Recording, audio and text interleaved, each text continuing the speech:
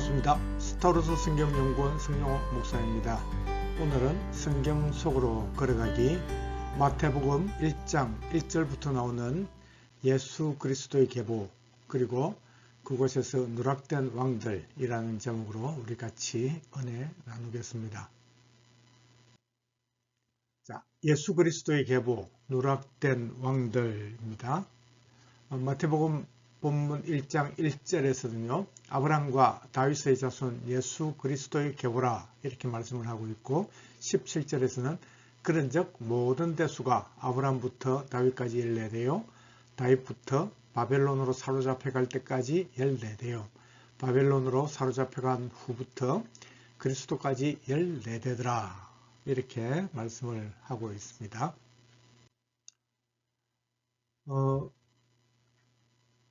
복음서에는요. 마태복음과 누가복음에 예수님의 족보, 그리스도의 족보가 나오죠. 그래서 그것에는 약간의 차이가 있는데 그것을 먼저 잠깐 한번 짚어보도록 하겠습니다. 자, 마태복음 1장 1절부터 17절까지는요. 아브라함부터 그리스도까지 이렇게 나오고 누가복음 3장 23절로 38절까지는 그리스도부터 하나님까지 이제 거슬러 올라가는 거예요. 그래서 마태복음에는 아브람, 조상 아브람부터 그리스도까지 내려오면은 이 누가복음에서는 그리스도부터 하나님까지 올라가는 그런 차이가 있다 하는 것이죠. 왜 그런 차이가 있는가? 일단은 저희들은 성경에 말씀을 안 하고 있기 때문에 자세한 건 모르지만은 일단 마태복음은 그 대상이 마태가 기록해서 유대인들을 대상으로 기록한 성경입니다. 그렇기 때문에 유대인들은 아브라함이 조상이죠. 유대인의 조상 아브라함은 아주 자랑스러운 조상이기 때문에 그를 모르는 사람이 없고, 그리고 다윗 하면은 또 왕 중의 왕이고 가장 위대한 왕이 다윗입니다.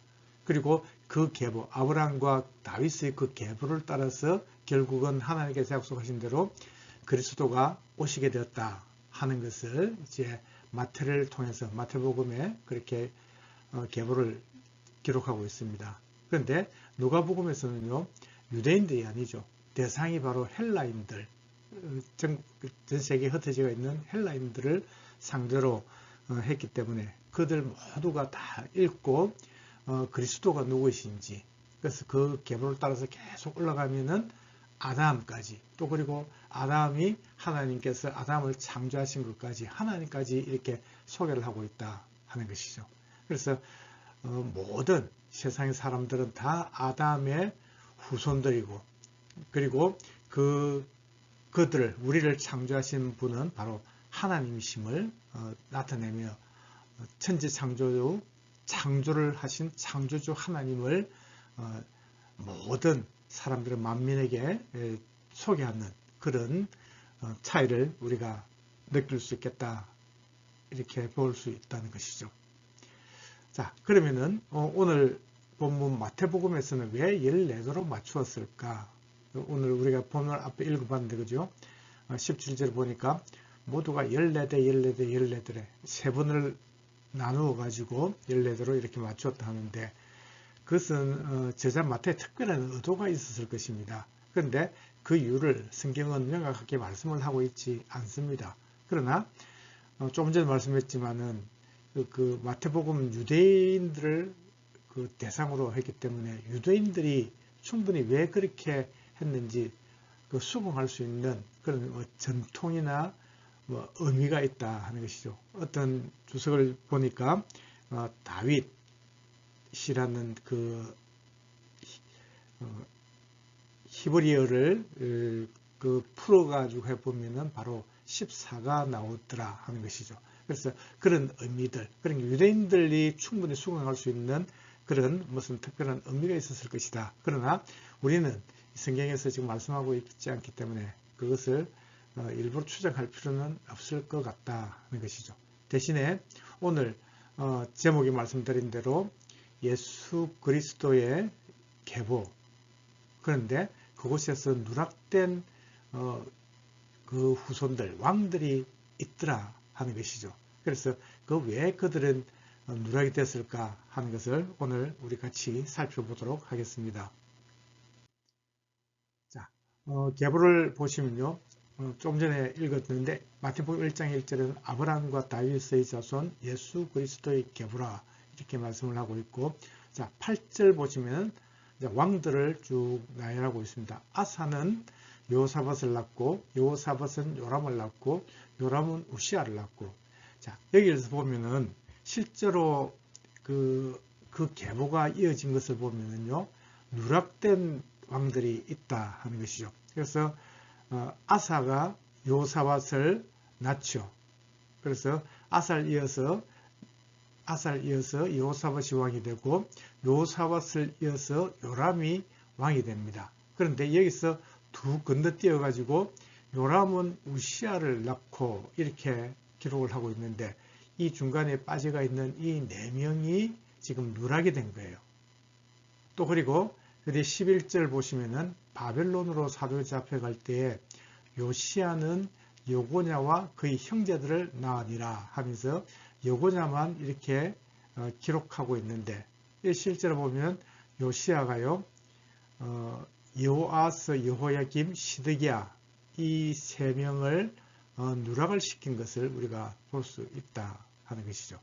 이들은 왜 누락이 되었을까? 오늘 우리가 이 족보를 보면서 예수님의 그 계보를 보면서 왜 이 왕들은 누락이 되었는가 하는 것을 더 살펴봤으면 좋겠습니다.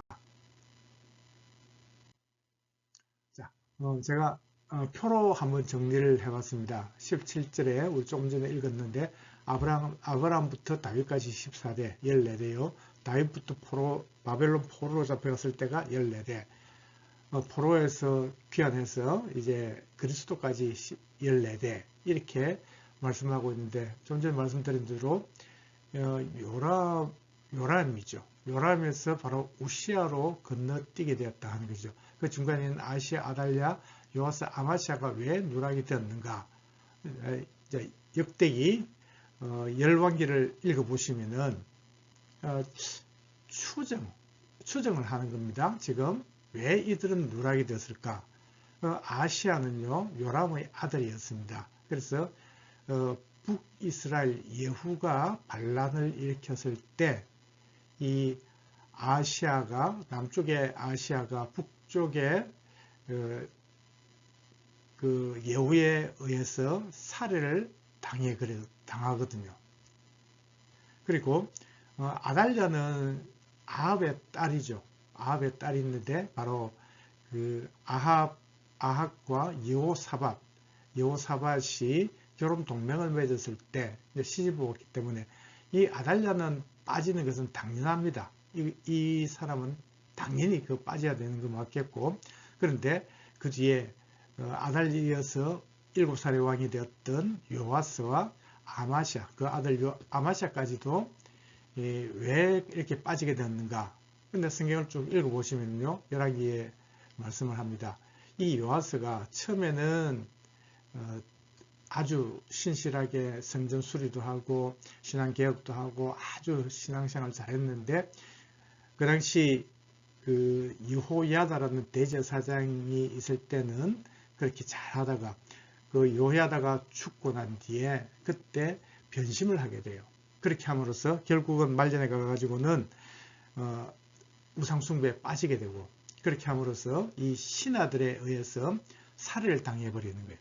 죽임을 당하게 됐는데, 죽임을 당하고, 또 그리고 그 아들, 요아스의 아들이었던 아마샤 역시도 반역한 신하들에 의해서 살해를 당했다 하는 것을 성경에서 말씀하고 있거든요. 그런데 북이스라엘은요, 물론 722년, 주전 722년에 멸망을 했지만은 그 전에 9번의 반역이 일어났지만은, 반역이 일어날 때마다 반역을 일으킨 그 사람이 왕이 됐습니다. 그런데 남쪽 유다에는 반역이 일어나고 살해를 하고 그 왕이 죽임을 당했지만은, 그러나 그 아들들에게 계속해서 그 계보가 이어지는 것을 우리가 보게 되거든요. 이것이 바로 남과 북의 차이가 된다 하는 것이죠. 그리고 요시야 때도 이제 그 마찬가지로 이렇게 또 우리가 볼 수 있는데요. 요시야가 바로 여호야긴, 여고냐가 바로 여호야긴이거든요. 그래서 이 여호아하스, 여기에 여호아하스와 여호야김, 이들도 애굽의 바로 너구에서 애굽으로 끌려가서 살해를 당해버립니다. 죽임을 당해죠. 그리고 여호야김도 바벨론 그 2차 침공을 당할 당시, 직전에 이 급습된 갈대아 군인들에 의해서 또 죽임을 당해버려요. 살해를 당하죠. 그리고 마지막 왕이었던 시드기야도 느부갓네살이 3차 침공을 했을 때 포로가 되고 살해를 당해버렸다는 것이죠. 그래서 이 유다 말기에 이 요시야의 아들들, 이 사람들, 요아스부터 시드기야까지 4명의 왕들이 세워지지만은, 그러나 오직 하나님의 뜻을 따라서 바벨론으로 포로로 잡혀간 사람은 여호야김, 그 여호야김의 아들이었던 여호야긴밖에 없더라 하는 것이죠. 그래서 하나님께서는 이 포로로 끌려갔었지만은, 그러나 때가 되니까 하나님께서 그 지위를, 포로였지만은 지위를 회복시켜 주셨고, 그리고 성경 마태복음 1장 12절에서 말씀하거든요. 여고냐는 스알디엘을 낳고 스알디엘은 스룹바벨 낳으니라, 이렇게 말씀하고 있거든요. 그래서 이 스룹바벨이 1차 포로에서 주전 538년에 귀환을 하게 되는 그런 하나님의 약속을 이루어가는 그 언약의 사람이 된다는 것을 우리가 볼 수 있거든요. 그래서 왜 이 왕들은 7명에, 위에는 4명이고 밑에는 3명, 모두가 7명이 왜 누락이 됐을까 하는 것을 우리가 오늘 생각해 본다면요. 바로 이들은 하나같이, 정답은 아니겠지만 하나같이 비참하게 살해를 당하고 또 우상숭배에 빠져 있다가 신하들에 의해서 죽임을 당하는 그런 하나님의 뜻을 따르지 않고 하나님의 말씀에 순종하지 않고 자기 생각, 그리고 정치적인 그런 사람들에게 인기를 끌기 위해서 하던 그런 모든 일들을 통해 가지고 자기를 드러내고자, 또 그리고 정치적인 그런 재수처를 취하다가 결국은 이렇게 비참한 죽임을 당함으로써 누락이 된 것이 아닌가 하는 것을 우리가 생각해 볼 수 있다 하는 것이죠. 이들도 지금 누락된 이 7명의 이 왕들도 실제로는 다윗의 그 후손들이죠. 하나님의 그 변함없으신 그 언약에 나중에 장차 오실 예수 그리스도의 계보를 이어가는 사람들임에도 불구하고 이 사람들이 왜 누락이 되었는가? 이들이 삶이, 신앙이 얼마나 악하고 하나님 앞에 죄악된 모습으로 살았는지 우리가 볼 수 있다는 것이죠. 오늘 이 말씀을 듣고 있는 저와 여러분들도 모두가 다 하나님의 백성들이고 하나님의 택하신 그런 사람들임을 믿습니다. 그러나 마지막 그날에 정말 우리가 하나님 앞에, 주님 앞에 설 수 있는가? 또 우리도 하나님의 그 약속된 그 약속의 계보를 이어가는 사람이며 그런 약속을 받았음에도 불구하고 또 우리의 삶을 우리 주님 앞에 제대로 된 모습으로 주님 앞에 드리지 못한다면은 이런 참 엄청나게 안타깝고 억울한 이런 정말 돌이킬 수 없는 이런 명단에서 빠지는 그런 것도 생기지 않을까 하는 그런 생각을 해봅니다. 저와 여러분들은 절대 그런 일은 없어야 되겠죠.